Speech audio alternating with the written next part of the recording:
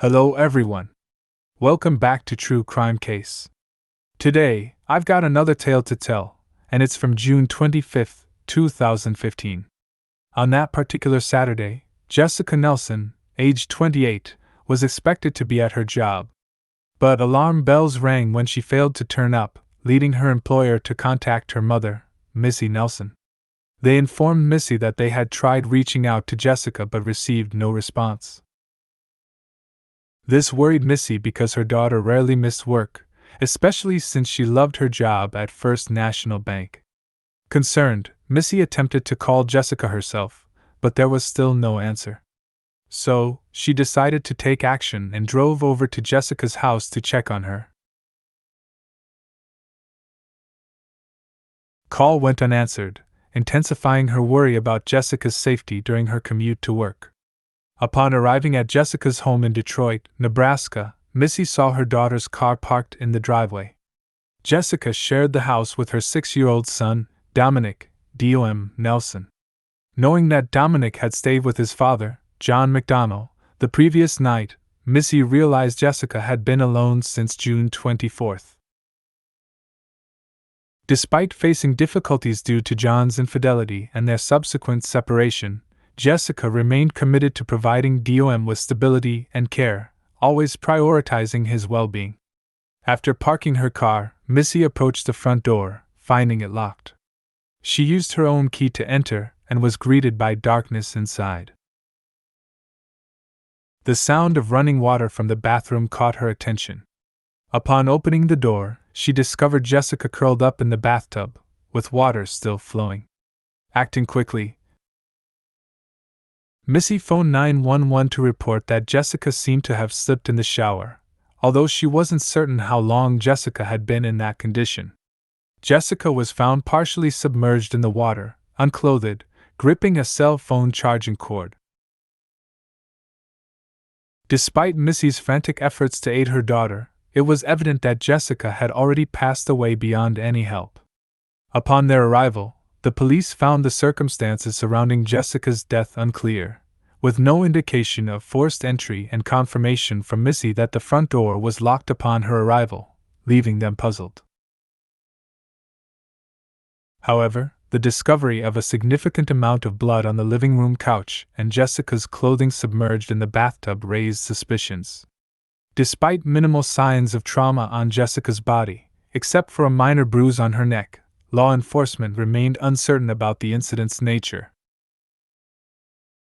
They proceeded cautiously, treating the scene as a potential homicide investigation and carefully collecting evidence. Soon, it became apparent that their suspicions were valid, and they were indeed facing a homicide case. The police gathered DNA samples from various items found at the scene, including the cell phone, charging cord, and items within the bathroom. Additionally, blood traces were found outside the bathroom in Jessica's bedroom and in the living room. Notably, Jessica's right thumbnails showed signs of trauma, prompting investigators to collect samples from beneath her fingernails and obtain fingernail clippings. Subsequent autopsy results confirmed Jessica's death as a homicide, revealing that she had been strangled to death using the cell phone charging cord she held, given the absence of forced entry through the locked door. Authorities concluded that the perpetrator was likely someone acquainted with Jessica. Their investigation led them to question John, Jessica's former partner, at the police station. John maintained that his last interaction with Jessica occurred on June 24th when she dropped off their son at his residence. He denied any ongoing conflicts between them, despite contrary accounts from individuals in Jessica's circle regarding disputes over custody and finances. However, John's alibi was verified by his cell phone records, which indicated he was elsewhere on the night of June 24th, far from Jessica's residence. Consequently, the investigation turned its attention to Matthew Kiter as a potential suspect. Matthew had a long-standing relationship with Jessica and her family, having close ties since childhood. Growing up alongside Jessica and her two siblings, Matt and Ashley, Matthew was considered like a brother to them. His father was also a close friend of Jessica's father, Harry, whom Matthew affectionately called Uncle Harry. Despite the strong bond between Matthew and Jessica's family, the police considered him a potential suspect based on the evidence. During police questioning regarding his relationship with Jessica, Matthew asserted his innocence, highlighting their sibling-like bond. He acknowledged exchanging flirtatious text messages with Jessica but clarified that it was all in jest, with no romantic intentions from either side. According to Matthew, their interactions were merely playful teasing, and he believed Jessica shared the same perspective. Matthew speculated that Jessica's assailant likely targeted her when she was alone at home, suggesting they might have seen her Facebook post indicating her solitude on the night of the tragedy. On June 24 at 9:49 p.m., Jessica posted the following on Facebook. "I lost my remote to the Blu-ray player for like 15 minutes and thought my life was over. Seriously, I'm such a mess when DOM is gone." The police were aware that Matthew was at work on the night of June 24, and he worked close to Jessica's house. They also knew he checked his Facebook that night. Did Matthew see Jessica's Facebook post that night, and then wait to make sure she was home alone? Upon investigating Jessica's phone records, the police uncovered a series of text messages from Matthew that they characterized as unsettling, rather than playful banter. The exchange dated back to February 4, 2014, initially revolving around Matthew offering assistance to Jessica, particularly with shoveling her driveway due to heavy snowfall. However, subsequent messages revealed that Matthew predominantly initiated the conversation, often attempting to arrange meetings with Jessica. Despite his persistence, Jessica either ignored some of his messages or politely declined his invitations. It became apparent from the thread that Jessica was not interested in meeting up with Matthew despite his repeated attempts. On April 16, 2015, Matthew reached out to Jessica via text, stating that he had early morning errands to run and inquired if he could stop by her residence beforehand. Jessica agreed, informing him that she would likely be asleep given the early hour, but assured him he could enter, as she would leave the door unlocked. She suggested he could rest on the couch, watch television, or utilize the outdoor chairs while waiting for her to wake up. Matthew went to her house that morning, and later that same day, Matthew sent Jessica another text message. "I'll admit, a little part of me wanted to run in and dogpile you, but I didn't feel like being stabbed or beat up," Matthew wrote. Jessica replied, "LOL, yeah, that def would have happened in the grouch when my sleep is interrupted unless you're my son, that I'm less grouchy, lol. Well, love. Maybe next time." Jessica replied, "If you want to die, I do keep a good-sized knife in my nightstand drawer." Matthew wrote, "Challenge accepted. We will need to lay down some ground rules though. No hair pulling, no biting, lol." Jessica replied, "Or you could just leave me alone when I'm sleeping. Save us all the hassle." On June 19, 2015, Matthew sent her the following text messages. "Scale of feeling playful stabby to murdered on my sleep. Yeah, trying to make a joke and now she's mad at me. LOL, I figured it'd be a funny breaking the ice joke since every other guy sends dick pics for their first or all communication. And him the one who asked off the wall questions." Jessica did not reply to any of those text messages. A few days later, on June 24, 2015, Matthew sent another text message to Jessica asking, "Who's down to hang out or catch a movie Saturday night?" Jessica did not reply to that text message. Just a few hours later, Jessica was found dead. During the investigation, police noticed a cut on Matthew's hand that appeared consistent with being caused by a fingernail. Matthew claimed he obtained the cut on June 24 while at work when questioned about his employment and typical work hours. Matthew stated he usually works from 3 p.m. to 11:40 p.m. on weekdays. Matthew willingly provided a DNA sample and consented to a search of his phone. Despite his cooperation, police informed him of their suspicion regarding his involvement in Jessica's death. Initially released without charge, Matthew was later questioned again by the authorities. During this subsequent interrogation, when asked about Jessica, Matthew made unsettling remarks, stating, "I kind of classify women into like 3 stages. Ones I could be friends with, ones I just want to see naked, and ones I want to sleep with. Nelson was kind of in between. I want to see her naked and no feelings just because she had a nice rack. She had nice boobs." During subsequent questioning, Matthew reiterated his alibi, maintaining that he was at work on the night of June 24th and was not at Jessica's residence. However, he admitted to being at her house the previous night, June 23rd, to assist with moving furniture.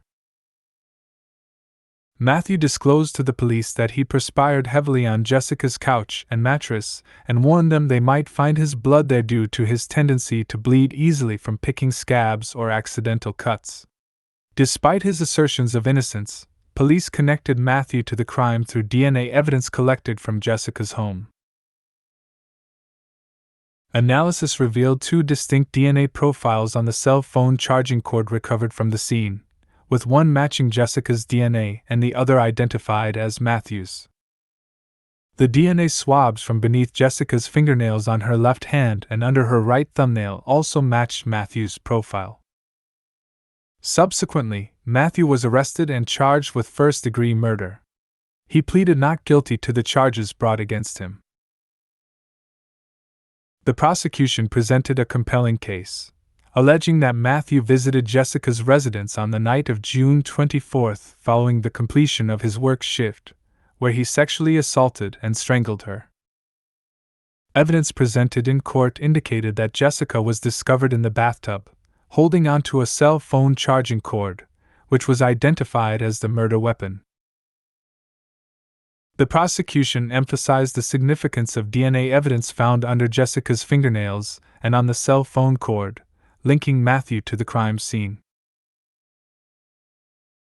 Additionally, cell phone data further implicated Matthew, as records indicated his phone was in the vicinity of Jessica's home at crucial times, including just prior to and after the estimated time of the crime. Notably, Matthew's phone signal was detected near his own residence approximately 30 minutes after the last recorded signal near Jessica's home. During a recorded phone conversation with his father while in prison, Matthew made incriminating statements suggesting his involvement. When discussing the events of that night, Matthew indicated that he believed Jessica fell asleep on the couch after he left her residence, insinuating his presence there.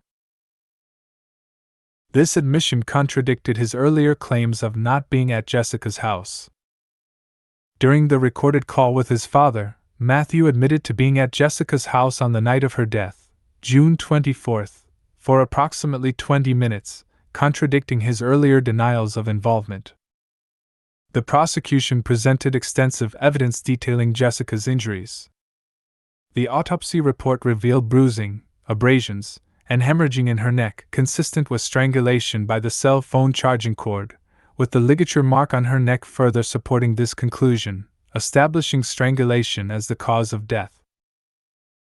Furthermore, evidence of sexual assault emerged during the trial. Jessica exhibited lacerations, bruising, and contusions in her vaginal area, as well as injuries to her head, abdomen, and bowel. The prosecution's case was bolstered by the testimony of Randy Anderson, who shared his cell with Matthew briefly. Despite the short duration of their confinement together, the prosecution deemed Randy's testimony credible as he possessed information about the murderer that had not been publicly disclosed prior to his testimony. During the trial, it was revealed that Randy Anderson, who had reached out to the police voluntarily, offered to provide testimony. At the time, Randy was awaiting sentencing on plea-based convictions for burglary and making terroristic threats. In his testimony before the court, Randy recounted details shared with him by Matthew. According to Randy, Matthew confessed to being at Jessica's residence on the night of June 24th, prompted by Jessica's Facebook post indicating she was alone. Allegedly, Jessica led Matthew into her house through the side door after he knocked, and she unlocked the chain. Randy testified that Matthew described a violent altercation during which he accidentally headbutted Jessica, causing her to scream. Subsequently, Matthew strangled Jessica, resulting in her loss of consciousness. Matthew then moved her to the bedroom, where he removed her sweatpants and strangled her with the cell phone charging cord. However, Matthew did not admit to sexually assaulting Jessica. According to Randy's account, Matthew then placed Jessica's body in the bathtub and turned on the water in an attempt to eliminate DNA evidence. During the trial, significant evidence from Matthew's laptop was presented by the prosecution. Analysis of his internet browsing history revealed searches on pornography websites. Moreover, on July 17, 2015, a video titled, "Psychopath Reverse Presence Waitress Kidnapped, Raped, and Strangled," was found downloaded onto Matthew's laptop. Additionally, 3 other similar videos were discovered during the investigation. These findings provided further damning evidence against Matthew, indicating a pattern of interest in violent and sexually explicit content involving themes of assault, strangulation, and non-consensual encounters. The jury was presented with disturbing evidence suggesting that in 2008, Matthew sexually assaulted another woman, Patricia Springborg, in her own home. Matthew was acquainted with Patricia and her family, and he visited her residence under the guise of being locked out of his own home. Upon Patricia's act of kindness in letting him inside, Matthew carried out a violent attack. He forcefully threw Patricia to the ground, pinned her down, and placed his hands around her neck. Despite Patricia's protests and attempts to resist, Matthew proceeded with a sexual assault. Patricia noted that Matthew became more aggressive when she resisted but lost interest when she stopped fighting back. Matthew ultimately entered a plea of no contest to a charge of attempted first-degree sexual assault in connection with this crime. Despite the defense's assertions of Matthew's innocence, and their claim that all evidence presented by the prosecution could be explained innocently, Matthew opted not to testify during the trial. Following deliberation, the jury swiftly returned a verdict of guilty on charges of first-degree murder and the use of a deadly weapon to commit a felony in connection with Jessica's murder. The deliberation lasted just 41 minutes. As a result, Matthew received a life sentence for the murder conviction and a 50-year sentence for the use of a deadly weapon charge. However, before the official sentencing in court, Matthew's attorney argued that the law allowing for such a sentence was enacted after Matthew was charged. Therefore, the attorney contended that the court could only impose a maximum 20-year sentence instead of the initially proposed 50 years. After Matthew's appeal, the Nebraska Supreme Court upheld both of his convictions and affirmed the life sentence. Additionally, they directed the lower court to reinstate the original 50-year sentence, emphasizing that Nebraska law indeed permits such a lengthy sentence. Consequently, Matthew was ultimately sentenced to life in prison, along with an additional 50 years as ordered by the Nebraska Supreme Court. What is your perspective on the recent developments? Feel free to express your views in the comments section. Thank you for watching, and remember to subscribe to the channel and give it a thumbs up.